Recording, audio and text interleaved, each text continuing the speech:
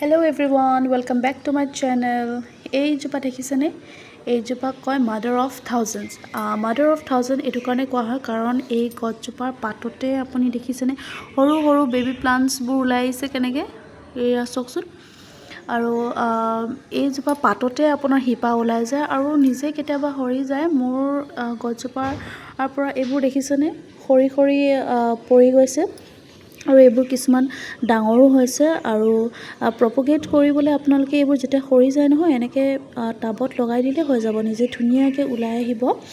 আৰু এইজোপা কেয়াৰ ইমান কৰিব নালাগে, আপোনালোকে যেতিয়া চইল মানে কি হয় শুকাই যাব, বহুত একদম ড্ৰাই হৈ যাব, তেতিয়াহে পানী দিব লাগে। আৰু ৰ'দত থ'লে খুব বেছি সোনকালে গ্ৰ'থটো মানে হয় আৰু গ্ৰ'থটো ভাল হয়। আৰু মোৰ প্লাণ্টজোপাটো দেখাত খুবেই হেল্ডি হৈছে। আৰু মই যেতিয়া পানী ড্ৰাই হৈ যায় মই তেতিয়াহে পানী ড্ৰাই নহয়, চইলটো যেতিয়া ড্ৰাই হৈ যায় মই তেতিয়াহে পানী দিওঁ। আৰু এই গছজোপা দেখিছে মোৰ খুব হেল্ডি হৈছে।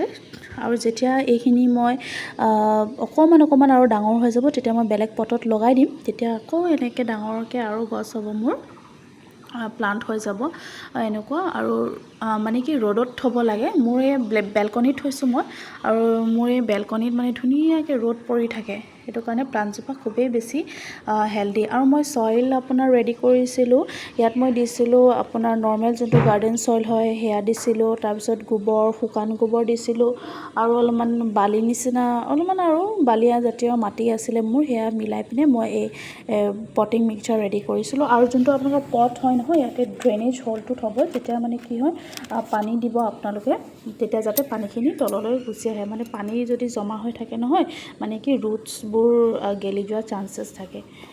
এইজোপা চাওকচোন বৰ মৰম লাগিছে, এয়া দেখিছেনে?